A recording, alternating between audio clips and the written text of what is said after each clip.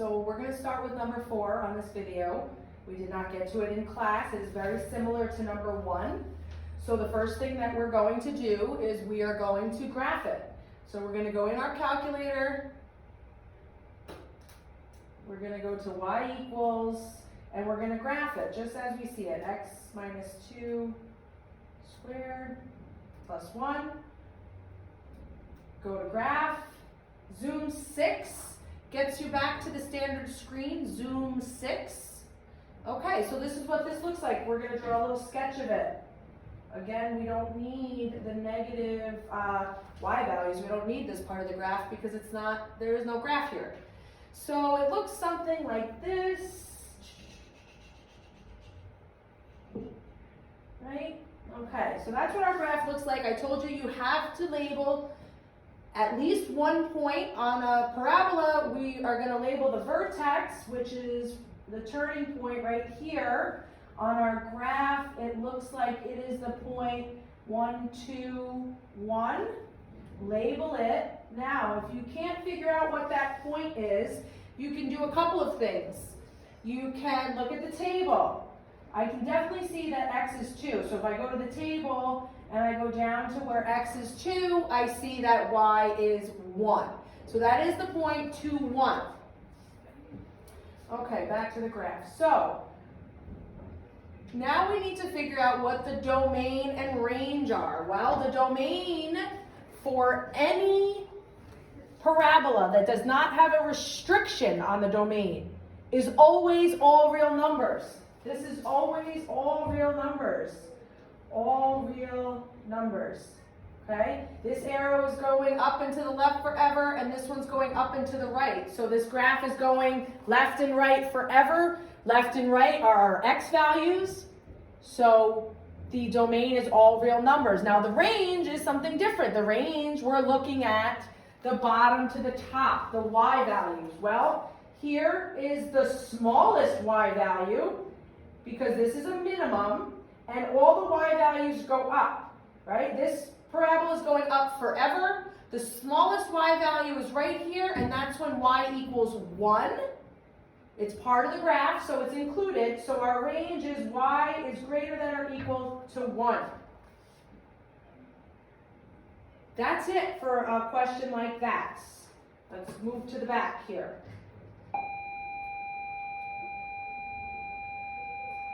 So number 5, okay. So we have a rational expression here. We need to figure out the domain and range. When you have a fraction, your domain is dependent upon what the denominator is, okay? That's what you look at. I don't care about the x values in the numerator. They can be whatever. The numerator can be any number, but the denominator has restrictions. And in this case, the denominator cannot equal 0. The denominator can never equal 0. So what I'm going to have to do is I'm going to have to factor this and solve it because it's a quadratic. That's how we solve quadratics for x. We factor and solve. And set my factors equal to 0 and find out what values of x will make this 0. So this factors to x minus 2x plus 1. If you don't believe me, FOIL it out. This equals 0. So my x's are the opposite of these, right? So x equals 2 and x equals negative 1. These two values are the values that are going to make that denominator 0, right? We set it equal to 0 and we solve. So those are the two values that are going to make it 0. Therefore, our domain can be any number except those two numbers right there, 2 and negative 1.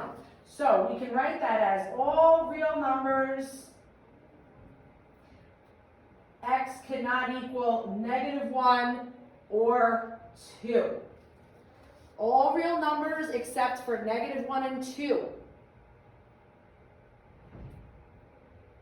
Now the range, well, you might not be able to see that from here, what the range is going to be. So now we can look on our calculator and we can put this into y equals. And I can hit alpha y equals to get my fraction bar.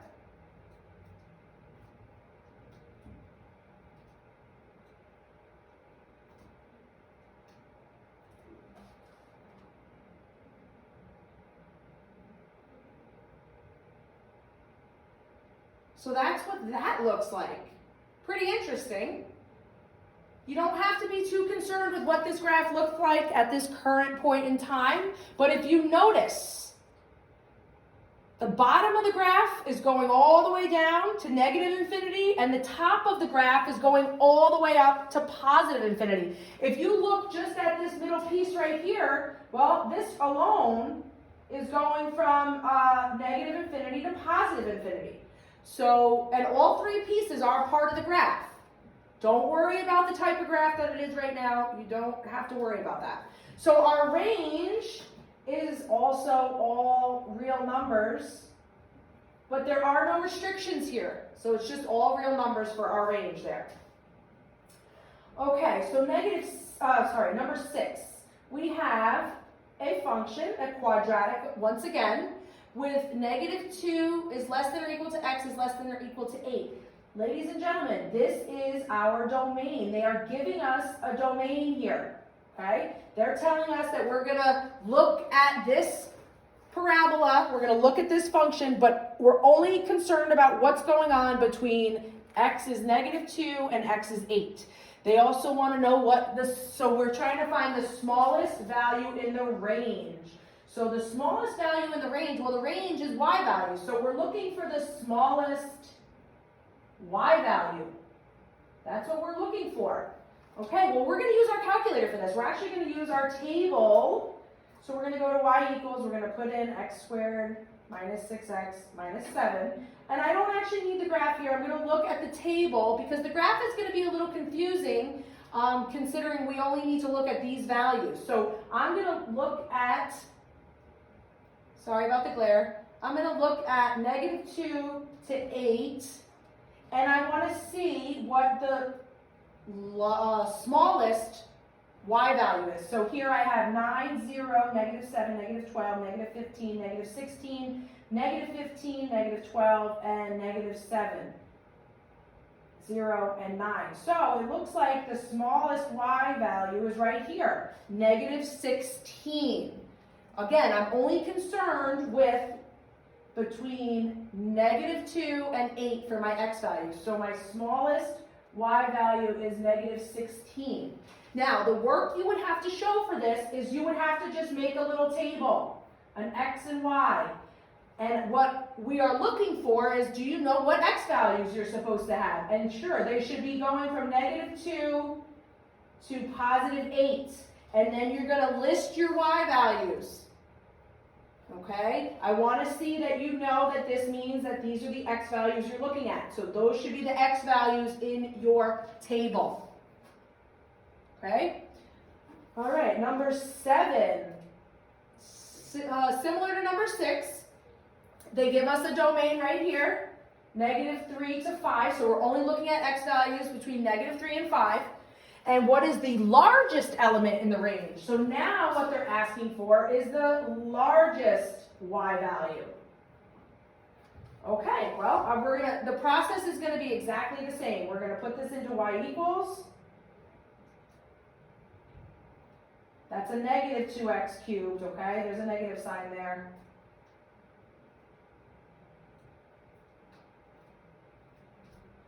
And I'm going to look at my table. Now I want to look between -3 and +5. Okay, if my calculator is glary, don't worry about it. You're going to have your calculator in front of you, I hope. So now I'm going to see, okay, -3 to 5 is on my screen. And I want the largest number between -3 and 5. Let's see, I have 84, 25, 0, -3, 4, 9, 0, -35, and -108. The largest value there is 84. Right up here, that's the largest y value. I don't care about what's going on when x is -4, because my domain says it goes from -3 to 5. So again, you would have to show your table, your x and your y, and it should go from -3 to 5 with all your y values. That's the work you would have to show for a question like this, unless it was multiple choice, of course. Number 8, express the range of this function as a set if the domain is 0, 1, 2. So look what's happening here. They're not giving us an interval for the domain. They are giving us specific x values, 0, 1, and 2. So what this question is asking is saying, okay, what are the y values when x is 0, x is 1, and x is 2? It's not from 0 to 2. We're not going to get an interval for the range. We're going to get 3 values. So we're going to, remember this is x, so we're going to evaluate this function when x is 0, 1, and 2. Now you could use the store feature, store 0, find what f of 0 is, then do 1, find what f of 1 is, and so on. But we can do this an easier way by putting that function in y equals and looking at the table and finding the y values when x is 0, 1, and 2. So y equals, delete that, 3x squared minus 5x. And I'm just going to go and look at the table. Again, I'm concerned with x is 0, 1, and 2. So I go down here. All right, well, when x is 0, y is 0. Okay, that's one of our y values. When x is 1, y is negative 2. And when x is 2, y is 2. So our range for this domain that's listed, when x is 0, y is 0. When x is 1, y is negative 2. And when x is 2, y is 2. Okay, and I'm just making a list so I can write it as a set like that. Okay, again, for work shown on this, you would either show that you evaluated it at all 3 of those x values, or you would write your table down. And here we go. Number 9 is a multiple choice. Which of the following is not in the domain? Well, here we have a rational equation. Our denominator has a square root. So we have 2 stipulations here. 1, the denominator cannot be 0. And 2, well, we can't take the square root of a negative number. So that expression under the square root symbol cannot equal a negative number. It also cannot equal 0. While you can take the square root of 0, it ends up being 0. So then our denominator would be 0. So that expression under the radical sign can't be 0 and cannot be negative, which means it needs to be positive. But again, we can put this in our calculator. We can actually just put the expression in, the 2x squared minus 8, and figure out which one of these x values will make that either 0 or negative. So I only have to worry about the expression under the radical sign. So I'm putting that in as my y1. And I'm going to look at the table. Second table, okay. Well, when x is 5, that becomes 42. We can take the square root of 42. That's fine. Okay. When x is 3, that is 10, that denominator under there. So we can take the square root of 10. So that's not the answer. Let's see. When x is negative 2, look what we get. We get 0. So now what's under that radical sign is going to equal 0. Remember, we're just looking at the expression, but we have to think about it being under that radical sign. Yeah, we can take the square root of that 0, but then the denominator is going to be 0. So it looks like negative 2 is going to be our answer, but let's just check negative 3. Yeah, when x is negative 3, that it's going to be the square root of 10. We can take the square root of 10. So our answer here is negative 2. What you would get if you put the whole thing in y1 for this x value, you would look for an error message, okay? If you put this whole thing in and you got an error, that means that it's not in the domain. So I will show you that. I'm going to do alpha y equals 5 minus x over the square root of 2x squared minus 8. I'm going to look at my table. Well, what do you know? At negative 2, I get an error message. That is not part of the domain. So there's another way to do that. But You also need to understand that the denominator can't equal 0, which means what's under here can't equal 0, and what's under here cannot be a negative number because we cannot take the square root of a negative number. And last but not least, which of the following does not have a domain of all real numbers? So 2 of these have a domain of all real numbers and 1 does not. Well, you could graph them all, or you could analyze them. Let's see. Well, this was a linear function. Is there anything that I can substitute in for x that's going to make this undefined in any way? No. Did you even learn about undefined linear functions? No, there's no such thing. So, what about 2b, excuse me. Well, let's see. If I substitute in any value for that x, I'm going to get out any number. That's okay. I can get out any number. F of x could be negative, positive, a high number, a low number, doesn't matter. So I'm thinking maybe C, but why? Why would your eyes go right to C? Well, you have a denominator.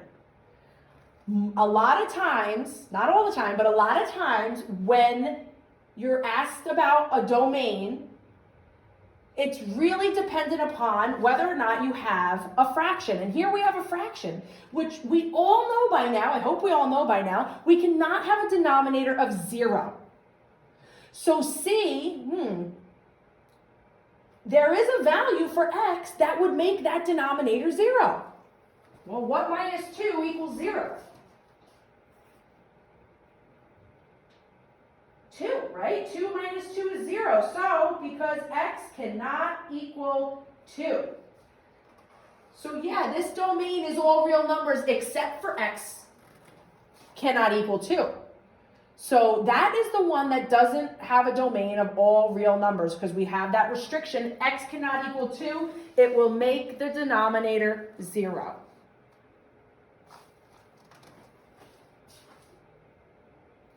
All right, so that is our lesson for today. I just want to go back to number 3 really quick. Same thing that I just did. We only dealt with what was under the radical sign because we knew the restrictions upon it. We knew that it could not equal 0 because the denominator cannot equal 0 and the square root of 0 is 0. We also knew that it could not be a negative number. So therefore, we said that that expression had to be greater than 0. That means it's not 0 and it's not negative. It's all positives. And then we solve for x there. All right, ladies and gentlemen, have a wonderful weekend, and I will see you all on Tuesday.